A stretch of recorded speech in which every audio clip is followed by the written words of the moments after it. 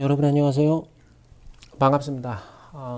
지난 시간에 장자란 어떤 책인가 그 마지막 자편에 후대 도가들이 장자란 이런 책이다. 이제 논문으로 치면 abstract 어떤 초록이죠. 장자라는 책의 의의를 설명해 놓은 대목을 쭉 한번 읽어드렸는데 저희는 지금 장자를 마지막 자편으로부터 거꾸로 읽어 나가고 있습니다. 장자의 마지막 편이죠. 33번째 편 천하편에 보면 이번에는 그렇다면 장자란 어떤 인물인가? 이 역시 후대 도가들이 자신들이 학문을 펼치는 어떤 모델로 삼았던 장자라는 인물에 대해서 서술한 대목으로 보이는데 옛날에 도수를 닦는 학문을 터득하여 이러한 경지에 이르렀던 사람으로는 장주가 있었는데 장주가 장자지요. 그는 아득한 이론의 황당무계한 말과 종잡을 데 없는 말로 이를 논하였다. 때때로 자기 멋대로 논하였지만 치우치는 일이 없었고 한 가지에만 적용되는 견해를 내세우지 않았다. 그때그때의 일에 따라 알맞게 하는 말로 모든 사물에 대하여 논하고 세상에서 중히 여겨지는 말로 진실을 논하고 다른 일에 빗대어 한 말로 이게 이제 우원이죠. 장자라는 책의 서술 방식 우화 제가 페이블이라고 말씀드렸는데 우원으로서 광범한 문제들을 얘기하였다. 만물을 내려다보는 태도를 취하지 않고 옳고 그런 것을 따지지 않았으며 세속에 순응하여 살아갔다. 장자라는 인물에 대해서 지난 시간에 이제 제가 장자라는 책은 어떤 책인가 후대 도가들의 장자라는 책에 대한 인상을 좀 말씀드렸다면 이번에는 후대 도가들이 뭐 직접 만나보진 않았겠지만 장자라는 인물에 대해서 가지고 있었던 어떤 임프레션 그게 이제 이 마지막 천하편에 좀 잘 서술된 대목이 있어서 그걸 좀 읽어드렸는데 여기서 좀 주목해야 될 부분이 이제 이 홀막 무형 변화 무상이죠. 이 막자는 이제 그 문헌에 따라서 이제 이 막자를 쓰기도 하는데 어차피 뭐 맨 같은 뜻입니다. 그래서 이 홀막 어떤 황홀하고도 적막해서 아주 고요해서 마치 형체가 없는 듯하고 변화가 무상이라 그런 얘기가 나옵니다. 무상이라는 거는 뭐 인생 무상 이제 그런 얘기도 하는데 일정하지 않다는 뜻이 우리가 무상을 일정하지 않음을 무상이라 그러기 때문에 변화 무상이라는 거는 늘 변화하고 있다 그런 이야기입니다. 그래서 홀막 무형 변화 무상 이 8글자가 장자 철학의 거의 모든 핵심을 꿰뚫고 있다고 봐도 무방하겠죠. 동양에서 이 황홀하다는 거는 사실 무슨 뜻인가 하면 우리가 일상에서 뭐 정말 황홀하다 뭐 황홀한 경험이었다 그런 이야기도 종종 하곤 하는데 이 황홀을 한 글자로는 이 이제 현이라 그럽니다.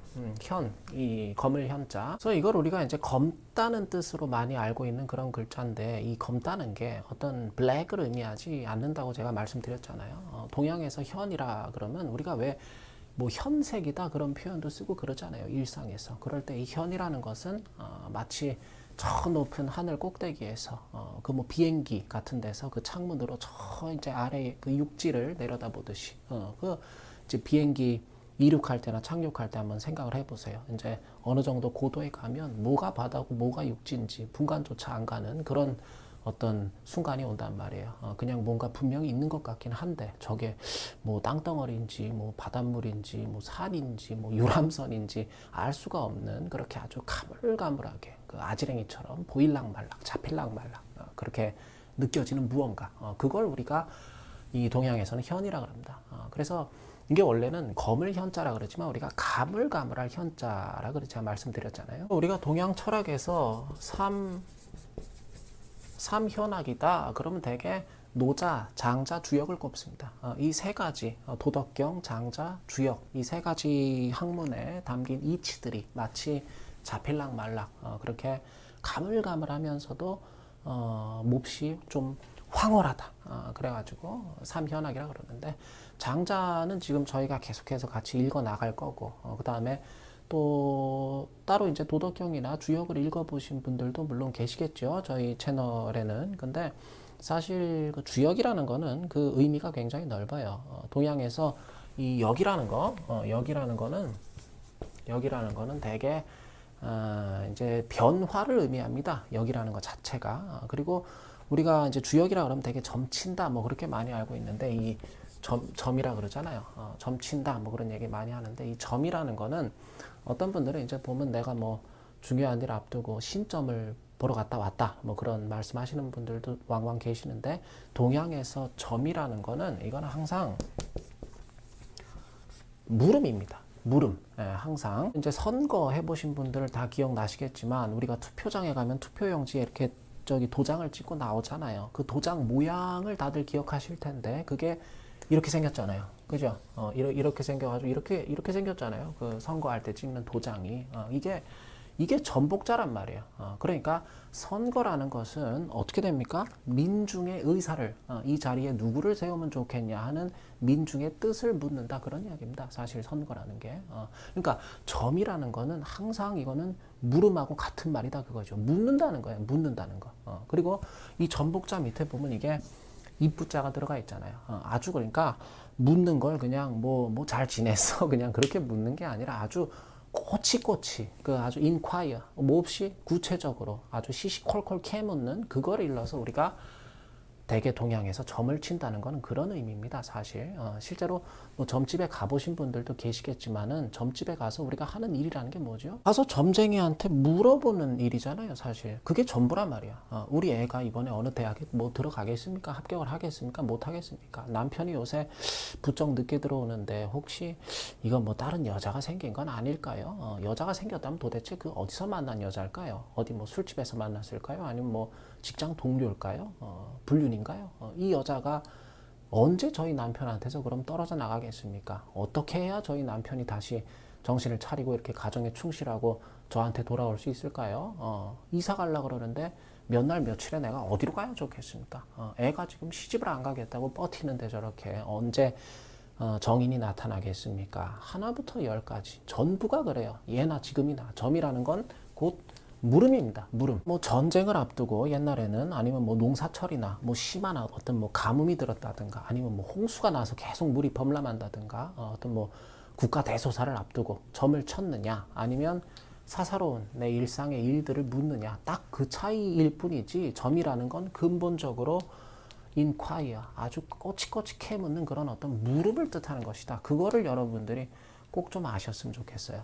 제가 나중에 기회가 되면, 이제 뭐 기회가 되든 안 되든 제가 할 겁니다. 이제 뭐 장자를 끝내고 나면 계속해서, 어차피 제가 하는 일이 뭐 이런 일이니까 그 주역에 대한 강의도 꼭 해드릴 거지만, 이런 어떤 이 점이라는 건, 물음이라는 걸 꼭 아셨으면 좋겠고, 이러한 물음을, 중요한 건 그거예요. 이러한 물음을 나 스스로가 아니라 남한테 던지는 거는, 내게, 나한테 닥친 일을 그걸 갖다가 내가 아니라 남한테 가서, 그것도 막 돈까지 내가면서 묻고 있는 거는, 그건 좀 심하게 말하면 미친 짓이죠.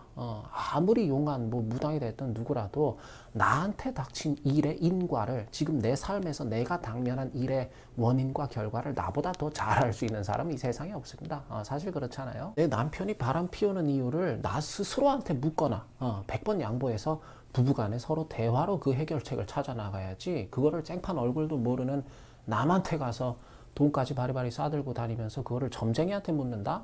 그건 말이 안 되는 이야기죠. 그런 건 점이 아닙니다, 사실. 예, 그러니까 늘 동양에서 점을 치는 주체는 나 자신입니다. 나 자신. 물음을 던지는 주체도 나고, 그 물음에 대답하는 주체도 내가 돼야 되는 거예요. 그래서 점이라는 거는, 우리는 점이라 그러면 대체로 어떤 이 길흉을, 그죠? 내 운수의 좋고 나쁨을 알아내기 위한 그런 어떤 뭐 꼼수나 뭐 비책 정도로, 그 굉장히 이제 미신적인 거야. 이런 건 굉장히 슈퍼스티셔스한 건데, 이런 점치는 걸 아주 이렇게 미신적으로 여길라 그러는 그런 경향성이 좀 다분한 것 같은데, 주역 개사전에 보면 이런 대목이 나와요. 길흉이라는 것은 바르게 극복하는 것이다. 바르게 극복하는 것이다. 그럼 어떻게 극복하는 게 바르게 극복하는 거냐? 언행이다, 그거죠. 언행. 나의 말과 행동, 내 행실을 통해서 길흉이라는 거는 바르게 극복하는 것이다. 내 삶에 어떠한 사태가 닥쳤을 적에 나의 말과 행동, 그리고 이제까지의 내 행실, 이런 걸 돌아볼 생각을 하지 않고 무작정 어디 용하다는 점쟁이한테 쫓아가서 나한테 이런 일이 지금 생겼는데 어떻게 해야 좋겠습니까? 이거는 상식적으로 이거는 이치에 맞지를 않는, 이건 넌센스다, 그거죠. 설령 점쟁이한테 가서, 그렇잖아요. 한번 우리가 점쟁이한테 갈 수 있어요. 뭐 점치러 가시고 뭐 그런 게 제가 뭐 무작정 나쁘다는 게 아니라, 점쟁이한테 갔어. 내가 가서 점쟁이가 아유 뭐 아무 걱정 마세요. 다 잘 풀릴 겁니다. 아주 운세가 그냥 길합니다. 아주 운세가 길합니다. 그렇게 했더라도 내가 그 점쟁이 말만 믿고 그때부터 내 말과 행동을, 내 행실을 개판 5분 전으로 그렇게 한다? 그러면 내 운세는 제 아무리 용한 점쟁이가 장담을 했더라도 반드시 흉해질 수밖에 없습니다. 내 운세는. 반대로, 그죠? 점쟁이가 아니라 설령 하늘님이 와서 너 임마 아주 운이 더러운 놈이다. 그렇게 했더라도 내가 진실로 나 스스로의 말과 행동을 정말 삼가고 조심하고 내 행실을 바로 잡아 나갈 수만 있다고 한다면 내 운세는 반드시 길해질 수밖에 없는 거예요. 지성이면 감천이기 때문에 그래요. 지극한 정성은, 사람의 지극한 정성은 하늘도 감동시키는 거니까, 하늘도 움직이는 것이기 때문에 늘 점이라는 것은 내 행실에 대해서 물음을 던지는 것, 그게 점입니다. 사실 그게 점의 본질이다 그거죠. 그리고 그게 바로 변화, 역의 본질입니다. 내 삶의 변화는 내 행실에 달려 있는 거지 생판 모르는 어떤 남의 말 몇 마디에 달려 있을 수가 없다는 거죠. 상식적으로. 지금 무슨 말 하다가 갑자기 여기까지 오게 됐는지 잘 모르겠지만은 삼현학? 삼현학이라는 게 그 노자, 장자, 주역을 삼현학이라 그런다 그랬잖아요. 아무튼 주역이라는 거는 항시 그래요. 우리가 보통 주나라의 역이다. 그래서 이제 주역 이야기를 많이 하고 이제 이렇게 주역, 주나라의 역이다. 그렇게 이제 이야기를 많이 하는데 사실 이 주자를 이게 두루 주자잖아요. 그러니까 이거를 꼭 이 뭐 주나라라는 뜻만 있는 게 아니란 말이에요. 이게 두루 주자니까 이 안에는 어떤 굉장히 유니버설한 그런 아주 가장 보편적인 역이다. 그렇게 봐도 사실 큰 문제는 없습니다. 주나라에만 역이 있었던 게 아니기 때문에 그렇죠. 주대 이전에도 어떤 그 주역하시는 분들이 주역을 풀다가 막히는 부분이 있으면 이제 을에 끌어들이는 게 어떤 연산역이나 귀장역인데 하나라의 역을 우리가 연산역이라 그러고 은나라의 역을 귀장역이라 그러거든요. 그러니까 연산역과 귀장역은 근데 지금 현존하지 않는단 말이에요. 그래서 주역하시는 분들이 이제 늘 주역을 풀다가 막히는 게 있거나 그러면 그건 아마도 연산역이나 귀장역에서 이렇게 되어 있었을 것이다. 이제 이렇게 좀 퉁치고 넘어가려고 그러는 게 일종의 어떤 지금 관행처럼 여겨지고는 하는데 뭐 사실 누구도 모르는 거죠. 뭐 어쨌든 현존하지 않으니까 우리가 확인이 안 되는 거니까. 근데 아무튼 이 주역이라는 것은 늘 그 본체인 이 역경이 있는 거예요. 항상 이걸 아셔야 돼요. 역경이 있는 거예요. 일단 역경. 우리가 제가 그 한번 언제 자세하게 말씀드렸죠. 우리 동양의 문헌은 늘 경전 체계로 되어 있다고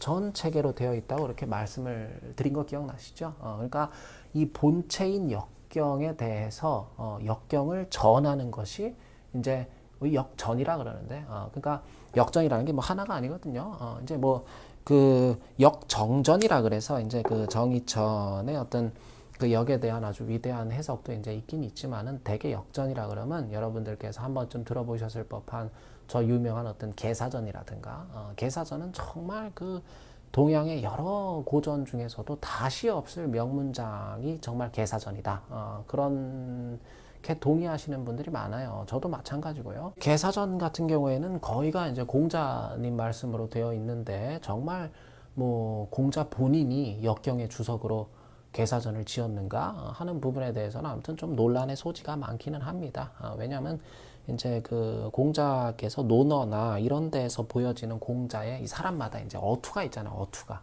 쓰는 이 표현들이 이제 좀 제한적이고 그런데 그 논어 같은 데서 보여지는 공자의 이 어조와 어떤 분위기가 그 아트모스피어가 좀 달라요. 사실 그 개사전에서 보여지는 공자 말씀이. 근데 이제 뭐 유력한 설로는 공자의 후대 제자들이 이제 그 전부 머리를 모아서 이제 여기에 대한 전을 하면서 이제 스승이었던 공자를 추대하는 그런 하나의 과정으로서 공자의 말씀으로 이렇게 전부 그냥 전을 한 걸로 그렇게 뭐 했다. 뭐 이제 그렇게 보는 이 시각도 있고 아무튼 이런 건 중요한 게 아니라 아무튼 그 논란의 소지가 있다는 거고 여하간 뭐 개사전이라든가 아까 말씀드린 뭐 대상전이라든지 단전이라든가 또 문헌전이라든지 뭐 설괴니 서괴니 뭐 잡괴니 하는 그런 것들이 다 이제 역에 대한 전들이거든요. 그게 그래서 우리가 보통 역경에 대한 이 주석으로서 이러한 전들을 싸잡아서 보통 시빅이다 그러잖아요. 시빅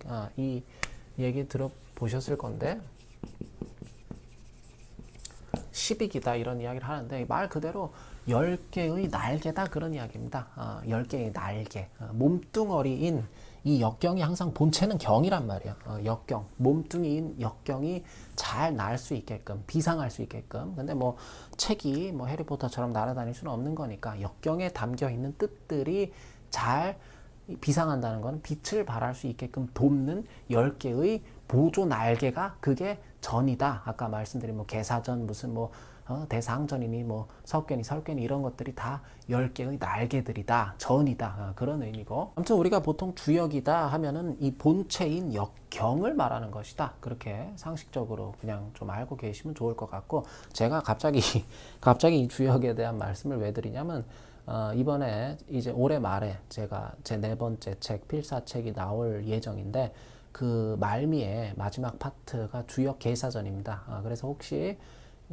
이제 이번 제 필사책하고 인연이 닿으실 분들께서는 이 주역의 10위 가운데 개사전을 내가 필사하고 있다. 그렇게 알고 필사를 하시면 좋을 것 같아서 출간이 되면 이제 제가 다시 한번 좀 자세하게 파트별로 좀 말씀을 드리기로 하고, 아무튼 뭐 중요한 건 그거예요. 뭐 이런 거는 이제 여담이고, 노자, 장자, 주역을 도덕경, 장자, 주역 이 세 가지를 우리가 보통 삼현학이라 그런다. 이 삼현학의 특징이라는 게 이렇다는 거예요. 황홀하고 적막해서 마치 무형, 형태가 없는 듯하고 변화무상이라 그 변화를 도대체가 종잡을 수가 없다. 그래서 장자 역시 마찬가지다 그거죠. 장자라는 인물도 그렇고 장자라는 책도 그렇고, 그래서 이 마지막에 그 장자라는 인물을 설명한 대목에서 또 이런 표현이, 아까 제가 읽어드렸던 대목에 이런 표현이 나와요. 이 만물을 세상의 모든, 이 물이라는 거 항상 이 장자 철학에서 사태라고 말씀드렸죠. 만물, 세상의 모든 사물과 모든 사태를 오예, 이 어떤 이 뭐 내려다본다 이런 뜻이란 말이에요. 어떤 거만한 자세로 아주 그냥 별 볼 일 없다는 듯이 시원찮다는 듯이 그렇게 내려다본다. 무시하거나 하대하거나 그런 게 없었다는 겁니다. 세상 만물을 장자가. 그리고 12 옳고 그름을 이렇게 따지는 게 없었다 그런 얘기죠. 그리고 새 속에 다만 새 속에 순응하여 더불어 논이었을 뿐이다. 새 속에 순응하여 세태의 변화에 그저 순응하면서 살아갔다는 거죠. 장자가. 그러니까 이게 참 이 오늘 읽어드린 대목이 장자라는 인물을 잘 설명한 대목이죠. 그러니까 이게 거꾸로 하면 이해가 쉬워요. 장자는 세태의 변화에 순응할 수 있었기 때문에 그래서 세태의 옳고 그름을 따지지 않을 수 있었고 남들과 시비에 휘말리지 않을 수가 있었고, 그래서 장자는 만물을 오해 거만하게 대하지 않고 존중할 수 있었다. 인과론적으로는 이렇게 거꾸로 가면 이해가 쉽다 그거죠. 그 앞부분에 이제 노자 이야기가 좀 실려 있습니다. 장자의 노자가 이제 종종 등장을 해요. 자주 나오는데 노자 이 부분도 제가 이제 핵심적인 부분만 제외하고는 좀 이렇게 한번 읽어드리겠습니다. 지금 제가 읽어드리는 이 책은 제 책은 아니에요. 아마 이제 내년 5월이나 한 6월 내년 중순쯤에 제가 노자하고 장자를 테마로 쓴 이제 5번째 책이 출간이 될 예정이니까 이 강의가 지금 이 페이스대로라면 중간에 이제 제가 학위 논문을 좀 그것만 마무리가 잘 되면 일주일에 뭐 2번씩 이제 앞으로 강의를 하게 되더라도 뭐 좋게 2년은 넘게 잡아야지 이제 끝이 보일 그런 대장정이 이번 장자 길라잡이가 될 것 같은데, 내년 이제 중순쯤 한 반년 후에 제 노자 장자 책이 나오면 그때부터는 제 책으로 좀 강의를 진행하기로 하고, 그것도 굉장히 제가 아무튼 공을 들여가지고 번역을 하고 그런 책이기 때문에 그 전까지는 지금 이 책으로, 지금 이게 그 김학주 선생님께서 쓰신 그 이제 서울대랑 대만대학에서 사실 철학이 아니라 이제 중문학을 하신 분인데, 제가 이 책을 임시 교재로 쓰는 이유는 일단 쉬워요. 뭐 이렇게 깊은 철학적 메시지가 뭐 담겼냐, 뭐 이런 걸 떠나서, 물론 이제 그 이제 문학을 하신 분이다 보니까 여기서 막 깊은 철학적인 어떤 사유를 끌어내려면 이제 조금 무리가 되는 부분도 있긴 있죠. 이제 좀 더 이제 장자를 정말 철학적으로 깊게 보려면 이제 전통문화연구회나 뭐 저기 안병주, 전옥은 선생님 쓰신 그런 역주 장자 그런 책을 좀 보면은 사실 참 좋은데 제가 대학원에서 공부할 때는 이제 우리 성균관대학교 학생들이 전부 이제 그 책으로 배웠었거든요. 근데 그게 사실 비전공자들이 보기에는 상당히 좀 난해한 부분들이 많이 있습니다. 그래서 이 김학주 선생님께서는 이분은 굉장히 훌륭한 분이에요. 제가 볼 때 이분은 문학을 하신 분이기 때문에 사실 장자라는 책은 분명히 뭐 철학은 철학이지만 책 전체가 우원의 형식을 취하고 있고 그리고 일종의 이거는 제가 누차 말씀드리지만 일종의 어떤 소설이기 때문에 이건 굉장히 상당히 보면 철학서기도 하지만 대단한 어떤 문학서란 말이에요, 장자는. 그래서 이제 뭐 물론 번역이 군데군데 이제 좀 논란의 여지가 있고 이제 좀 철학적으로 깊이는 조금 아쉬울 수 있지만 아무튼 쉽게 잘 다가오는 그런 번역입니다. 이 김학주 선생님 번역이. 그래서 제가 지금 이 책을 임시 교재로 쓰는 거고, 노자는 이렇게 말했다. 그 자신이 강하다는 것을 알면서도 약한 입장을 취하면 천하의 사람들이 계곡에 물이 차듯이 몰려 들어온다.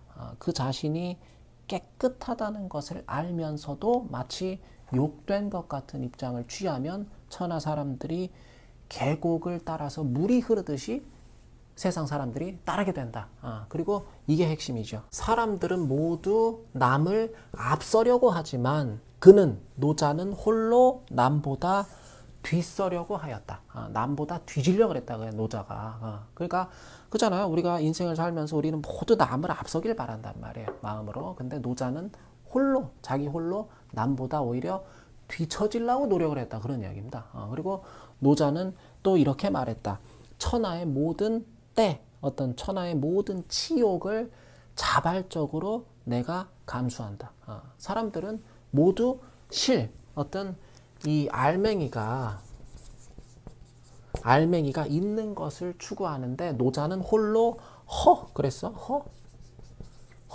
홀로 텅 빈 것을 추구하였다. 그 이야기예요, 이게. 그는 저장하고자 하는 것이 없었으므로 언제나 늘 남음이 있었다.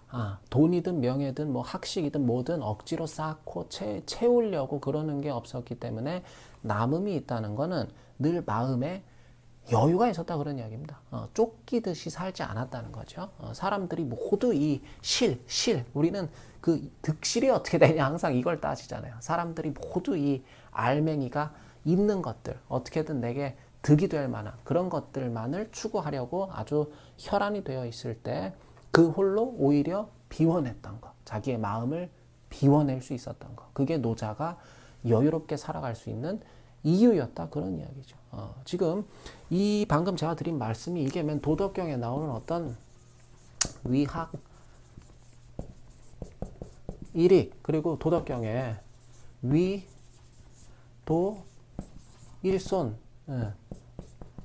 위도 일손 이런 얘기 나오잖아요. 도덕경에. 이 배움으로써 나날이 더함이 있느냐 아니면 도로서 나날이 비워냄이 있느냐 덜어냄이 있느냐, 이 차이라는 거예요. 이 차이. 그러니까 뭐 배움이 됐든 뭐가 됐든 계속해서 어떻게 이렇게 막 쌓고 채우고 더해서 유익함만을 추구하는, 유익하게만 하려고 하는 그런 삶은 사실상 위태롭다, 그거죠. 그러나 적당히 채웠으면 자족할 줄 알고 오히려 채운 것을 덜어낼 줄 아는 삶에는 사실 더한 이로움이 있을 수 있다, 그 이야기입니다. 그 이로움이라는 게 바로 마음의 여유라는 이야기죠. 쫓기듯 살지 않는 그런 삶이다. 똥 마냥 강아지 마냥 그냥 이리 뛰고 저리 뛰고 조급하지 않은 모습. 다만 우리가 하나 잊지 말아야 좋을 건 뭐냐면 뭔가 항상 그렇잖아요. 뭔가 쌓인 게 있어야 비로소 비울 수도 있다, 그런 이야기죠. 아무것도 비울 것도 없는데 다짜고짜 나는 오늘부터 나는 아니 그런 분들이 계시기는. 그러니까 이제 뭐 철학의 어떤 방법론에 대해서 이제 좀 잘 모르시니까 그러는 거겠지만은 나는 뭐 공자고 맹자고 이런 사람들은 그냥 뭐 막 배우라 그러고 그런 게 다 싫다. 나는 그냥 무조건 비우는 게 좋다. 난 뭐 노자가 좋고 장자가 좋다, 이렇게 말씀하신 분들도 계시는데 약간은 그게 이제 철학의 방법론적으로 봤을 때는 조금 위태로울 수 있어요. 그런 방법론은. 일단은 뭔가 쌓인 게 있어야, 어느 정도 쌓인 게 있어야 비로소 비울 수도 있다는 거야. 아무것도 비울 것도 없는데 다짜고짜 나는 뭐 무작정 비우겠다. 그거는 그 역시 좀 넌센스라는 거고, 그래서 늘 동양에서 학문의 순서라는 것은 특히 고전에 있어서 유학으로부터 도가 철학으로 진보하는 것이 좀 온당합니다. 사실은 일단 치열하게 내가 배워서 쌓아서 뭔가 내 내면에 충분히 쌓인 것들이 있어야 그때부터 뭔가 비울 것도 생긴다 그런 이야기예요. 그때부터 비우든지 말든지 선택을 하더라도 그 이후에 하는 것이다 그런 이야기죠. 여러분들 조각을 생각하시면 돼요. 조각. 일단 큰 어떤 이런 뭐 석고라 그래요. 큰 어떤 뭐 바위가 있어야 그것을 뭐 덜고 깎고 깨고 해가지고 아름다운 거기는 뭐 어떤 조형물이 탄생할 수 있는 거지. 쬐끄만 무슨 뭐 모래 알갱이만도 안 되는 그런 상태에서 다짜고짜 조각을 하겠다는 거는 그거는 있을 수 없는 논리죠. 저는 그 시경에 보면 왜 절차탁마라는 말 나오죠. 논어에도 그 하기편에 보면 자공이라는 제자가 공자랑 대화를 나누면서 시경을 인용하는 그런 대목이 있거든요. 여전려차 여타겸하다 그래가지고 마치 자르는 듯하고 미는 듯하며 쪼는 듯하고 가는 듯하다. 그런 어떤 이 시경의 그 대목이 저는 어떻게 보면 상당히 도가틱한 그런 대목이라고 저는 생각을 합니다. 이렇게 그 어떤 비워내는 작업이 비유하자면 그럴 수 있다는 거죠. 절차탁마라는 게. 큰 그냥 가위나 이런 걸로 자르는 듯하고, 그 다음에 밀대로 막 미는 듯하며, 망치랑 정으로 막 쪼는 듯하고, 사포로 그냥 갈아내는 것 같다는 게 내 마음의 군더더기들을 비워내는 그것이 어떤 과정의 형상화다. 그런 느낌을 받을 때가 있어요. 시경을 읽다 보면. 그래서 이처럼 노자는 계속해서 필요 이상으로 쌓기보다는 적절한 비움을 추구했던 까닭에 홀로 우뚝하여 여기 이제 나오잖아. 홀로 우뚝해서 늘 여유가 있었고 행동함에 있어서도 그리고 일견 좀 사람이 느릿느릿해 보이고 모자라 보이지만 쓸데없이 힘을 낭비하는 경우가 없었다 그거죠. 늘 무위하였고 노자는 무위라는 거는 제가 이것도 누차 말씀드리지만 뭐 억지로 하거나 그리고 뭐 남들한테 보이기 위해서 척하거나 그런 게 없었다는 이야기입니다. 무위라는 게. 그리고 사람들의 기교, 사람들의 아주 그 이렇게 기교를 뽐내는 모습 이런 것들을 오히려 노자는 비웃었다 그거죠. 그리고 이것도 핵심이야. 어떤 사람들은 모두 사람들은 모두 여기 다 걸리는 거야 지금. 모두 사람들은 행복을 구복 그러거든요. 행복을 추구하는데 노자는 홀로 자연스러움에 완전하기를 추구하였다. 그런 이야기죠. 사람들은 다 그냥 내가 앞으로 어떻게 조금 더 행복해질까? 어떻게 뭐 더 큰 집으로 이사를 가서 뭐 어디 차를 뭐 더 비싼 차로 바꿔서 내가 뭐 어디 대학원에 가서 더 뭐 학위를 뭐 이제 뭐 석사쯤에 했는데 뭐 또 박사까지 받고 박사하면 또 교수 되고 싶지. 교수 되면 또 학장 되고 싶고 학장 되면 총장 되고 싶고 항상 그런 거잖아요. 그렇게 사람들이 어떻게 해서 내가 더 행복해질 것인가에 초점을 맞춰. 이 행복이라는 게 사실 이게 행복이라는 거는 불행이 없는 상태가 그냥 행복입니다. 사실 그렇잖아요. 우리는 전부 사실은 뭐 인생의 목적이 행복에 있다? 저는 그렇게 생각하지 않아요. 전부 뜬구름을 잡느라고 정말 중요한 것들을 놓치면서 허송세월하고 있는지도 몰라요. 우리는 진짜. 근데 아무튼 중요한 거는 노자는 사람들이 다 이렇게 행복만을 어디 있지도 않은 행복만을 추구하려고 할 때 스스로 늘 만족할 수 있기만을 추구했다 그 얘기야. 나의 어디에 만족을 해? 나의 자연스러운 그러한 현재의 지금 내 모습과 내 상태에 자족할 수 있기를 그거를 추구했다는 거죠. 그리고 노자가 말하는 게 그런 거거든요. 어떤 면구다. 면구. 진실로 허물을 면하기만 하면 그 말이다. 이 구자는 이게 주역에도 굉장히 자주 나오는 정말 무수히 나오는 표현이잖아요. 뭐만 하면 무구다, 무구다, 무구다. 허물이 주역에는 무구라 그러는데 허물이 없을 것이다. 허물이 없을 것이다. 사람에게 있어서 정말 중요한 거는 대단한 명성이나 어떤 뭐 주체가 안 되는 재물이나 지위나 인기라든가 뭐 이런 게 아니라 면구 이게 정말 중요한 걸지도 몰라요. 스스로 허물이 없도록 하는 거. 스스로의 마음에 허물이 없도록 하는 거. 노자는 깊은 것을 근본으로 삼고 간략함을 원칙으로 삼았다. 그래서 이게 심략이라 그러죠. 심략이라고. 심약, 깊은 것을 근본으로 삼고 간략한 것을 원칙으로 삼았다. 그런 이야기입니다. 그래서 뭐 그렇잖아요. 정말 깊은 사유를 하는 사람은 그런 분들의 말은 가만히 들어보세요. 여러분들 이제 뭐 어떤 대단한 스님이라든가 아니면 뭐 여러 유명한 또 스님들 계시죠. 제가 뭐 일일이 열건 안 하겠습니다. 뭐 이제 그리고 이제 위대한 또 종교의 뭐 지도자들이라든가 돌아가신 김수환 추기경이라든가 그런 분들 말씀하시는 거를 한번 유심히 한번 들어보세요. 심리학이거든요. 그런 분들의 말씀하시는 어떤 이 어떤 모습, 화법 이런 것들이 정말 심리학이거든요. 깊고도 간략하다 그런 이야기입니다. 정말 깊게 사유하시는 분들 그리고 정말 큰 깨달음을 얻은 분들의 말은 사실 몹시 간단합니다. 굉장히 함축적이지만 전달하고자 하는 뜻이 거기 다 담겨 있잖아요. 도덕경에도 보면 왜 이 지자불언 이런 말 나오거든요. 지자불언 언자불지라는 게 지자불언 언자불지 아는 사람은 말하지 않고 말하는 사람은 알지 못하는 것이다. 이런 대목이 나오잖아요. 그러니까 정말로 아는 사람은 말을 안 한다 그거예요. 그리고 주절주절 떠드는 사람은 제대로 알지 못한다는 게 이게 맨 이 오늘 장자에 나오는 이 심리학 같은 맥락이란 말이죠. 깊고도 간략함. 이게 마음이 여유롭고 정말로 깨달은 자들의 특징이다. 그런 이야기입니다. 사기꾼들은 그렇잖아요. 막 그냥 말이 많으면서 말이 또 얕으면서도 그리고 막 장황하잖아요. 그런 게. 그러니까 왜냐하면 계속해서 주의를 집중시켜서 뭔가 팔아먹어야 되기 때문에.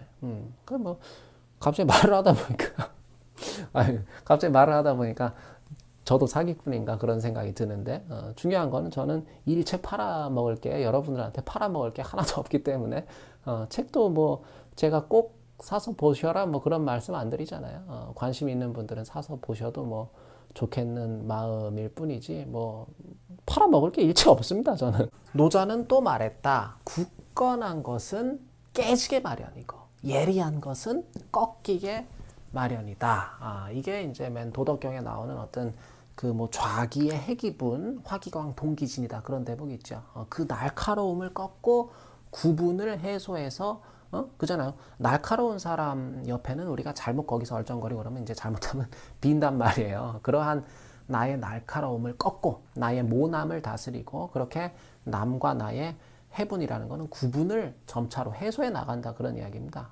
그 어떤 이 구분을 해소한다는 게 남과 나의 차별을 이게 굉장히 노자나 장자나 굉장히 무차별적인 철학이란 말이에요. 그런 부분에 있어서는 굉장히 불교랑 닿는 부분도 많아요. 그러니까 남과 나의 세상의 차별을 차별적 관점들을 해소해 나감으로써 화기광 동기진 이거 유명한 말이잖아요. 화광동진이다. 내 빛을 조화롭게 누그러뜨려서 새 속에 같아진다. 혼자 이게 뭐 쉽게 말하면 그거야. 나 혼자 그냥 있는 척하거나 잘난 척하거나 고귀한 척하거나 그러지 않음으로써 세속과 세상의 다른 이들과 다른 존재들과 조화를 이뤄나간다 그런 이야기입니다. 화광동진이라는 게. 또 노자는 언제나 외물 어떤 밖의 일들을 너그럽게 포용하였고 외물이라는 거는 밖으로부터 나에게로 닥쳐 들어오는 어떤 사태들, 물이란 제가 항상 말씀드렸죠. 장자철학에서 물이라는 건 사태라고 밖으로부터 내 삶에 나에게로 정말 무작위적으로 닥쳐 들어오는 그런 사태들, 그걸 외물이라 그러기 때문에 이거는 외물의 특성 가운데 하나는 뭐냐면 나에게 달려있지 않은 것들을 동양에서는 보통 외물이라 그럽니다. 내 힘으로 어떻게 해볼 수 없는 그러한 제가 일전에 말씀드린 명적인 사태들, 내 능력 밖의 일들. 그러니까 이게 맨 어떤 그 대인춘풍 그런 말 하죠. 책은담에도 나오고 대인춘풍 지기추상이라는 게 대인춘풍 지기추상 이런 말 하잖아요. 타인을 대하여서는 봄바람처럼 그죠? 그리고 나 스스로의 마음을 대하여서는 나 스스로의 마음을 가질 적에는 가을 서리발처럼 하라는 이게 어떻게 보면 외물을 대하는 태도를 얘기하는 거란 말이에요. 나에게 달려있지 않은 일들에 대해서는 한없이 봄바람처럼 한없이 관대하게 그것들을 수용한다 그런 이야기입니다. 우리가 이거는 정말 진리예요. 진리. 우리가 남을 바꿀 수는 없잖아요. 부모가 됐든 자식이 됐든 남편이나 뭐 아내가 됐든 누가 됐든 친구가 됐든 내가 상대방을 조금이라도 바꿀 수 있다고 생각하는 거는 그거는 대단한 착각이자 환상이자 교만입니다. 남이라는 거, 이 세상을 살아가면서 장자는 명적 사태로 제가 대표적으로 그때 제시했던 무슨 용무용의 문제라든지 신전 신부전의 문제라든지 사생의 문제라든지 그런 것들을 제시했다 그러지만 저보고 명적인 가장 우리가 당면한 가장 대단한 명적 사태들을 한번 제시해 보라 그러면 첫째는 일단 뭐 삶과 죽음이겠고 그 둘째가 저는 남이라고 생각해요. 타인. 정말 그야말로 명적 사태죠. 내가 내 힘으로 도저히 어떻게 해볼 수 없는 게 타인입니다. 꼭 뭐 삶과 죽음, 타인 뭐 이런 문제뿐만이 아니라 이 세상에 내 힘으로 바꿀 수 있는 거는 거의 유일한 게 뭐냐면요. 나 혼자만의 힘으로 뭐 여럿이 힘을 합치면 뭐 세상도 변혁하고 무슨 혁명도 일어나고 개혁할 수 있다 그러지만은 나 한 사람, 한 개체로서의 나 혼자만의 힘으로 이 세상이 바꿀 수 있는 거는 거의 유일한 게 뭐냐면 그 하나밖에 없어요, 사실. 사실은 내 마음밖에 없어요, 그게. 마음으로부터 생기는 내 생각들. 그래서 이 대인춘풍 지기추상이라는 거는 남들한테는 뭐 그냥 가서 그냥 빙신처럼 다 퍼주고 너 자신은 아주 그냥 혹사시켜라 뭐 그런 의미가 아니죠.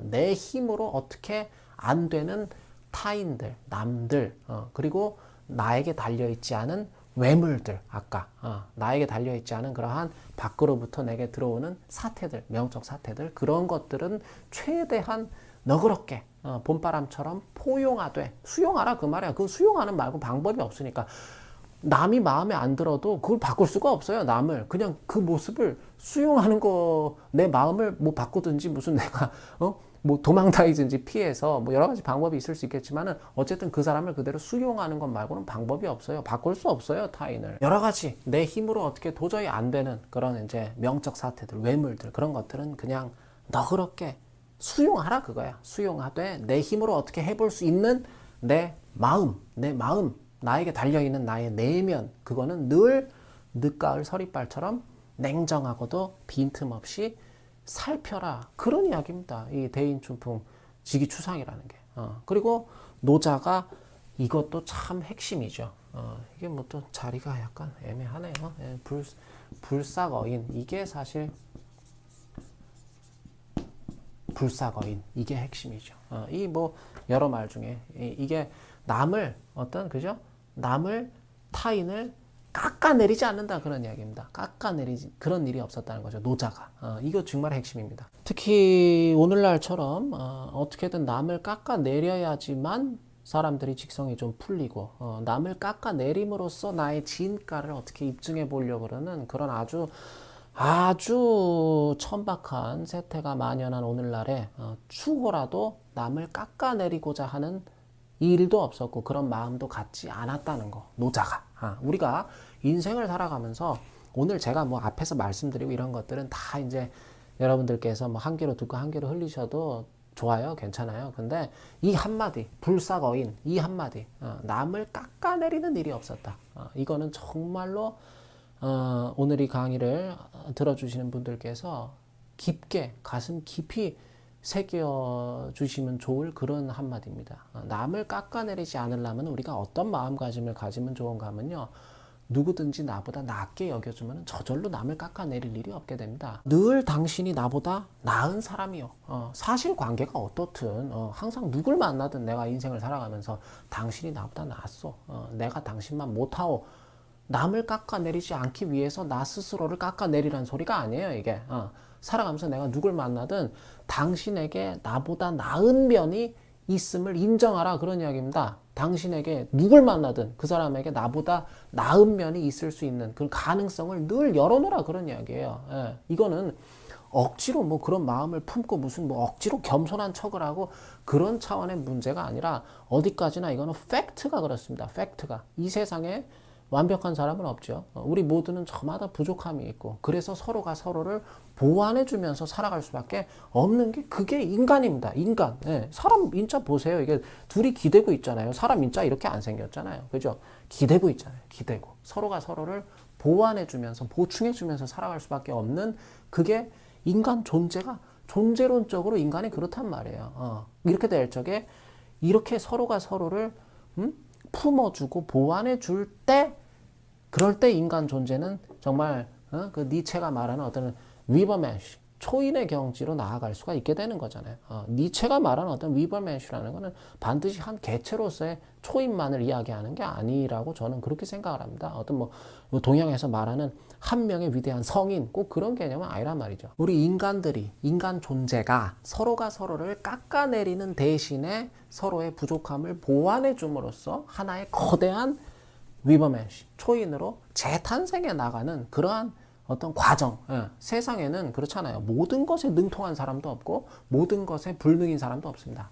서로가 서로의 보다 나은 점에 주목할 때 이 세상은 그죠? 천국이 되고 서로가 서로의 보다 못한 점에 주목하면 집중하면 이 세상은 지옥이 되는 거 아닐까? 저는 늘 그런 생각을 하면서 살아갑니다. 천국 지옥이 어디 죽어가지고 어디 저기 뭐 알지도 못하는 하늘 끝에 천국 지옥이 있는 게 아니라 서로가 서로를 깎아내리는 세상이 지옥 같은 세상이고 서로가 서로를 보완해주고 서로가 서로를 나보다 낫게 여기고 남을 그게 천국이 아닐까 그런 생각이 들어요. 그래서 저는 실제로 그래요. 언제부턴가 제가 삶에서 누굴 만나든지 저는 그 누군가를 저보다 나은 사람으로 여깁니다. 내가 당신만 못합니다. 당신이 나보다 낫습니다. 항상 이 마음만 우리가 잘 간직할 수 있어도 이 세상은 정말 많이 살만한 세상이 될 거라는 게 그게 제 개인적이지만 아주 강한 제 신념입니다. 이런 것들을 다 종합해 볼 때 노자라는 사람은 어떻다? 지극이라는 표현을 하죠. 지극이다. 지극이다. 지극. 이 지극한 사람. 그래서 어떤 뭐 이 장자에는 이제 나중에 이제 저 앞쪽으로 이제 쭉 가다 보면 이제 지인이라는 표현이 많이 나올 거예요. 지인이라는 지극한 사람 그런 이야기입니다. 여기 이제 노자는 지극한 지인이었다. 도의 아주 극치에 다다른 사람이라고 말할 만하다 그런 이야기죠. 그래서 우리가 상정할 수 있는 인간상 어떤 아주 이상적인 그런 인간이란 우리가 정말 진정으로 추구해 볼 만한 그런 캐릭터 그거는 오늘 장자 천하편에 드러나는 노자의 모습을 통해서 한번 잘 노자의 모습을 따라서 추구해 봄으로써 실현 가능해질 수도 있지 않을까 싶은 생각을 끝으로 오늘 좀 항상 시간이 오버됩니다. 아무튼 뭐 길어서 죄송한 마음도 있지만 아무튼 뭐 최선입니다. 뭐 제 능력 이것밖에 안 되나 봅니다. 좀 짧게 심리학하게 하고 싶어도 잘 안 되네요. 아무튼 오늘도 제 강의를 들어주셔서 감사합니다. 이걸로 마치겠습니다.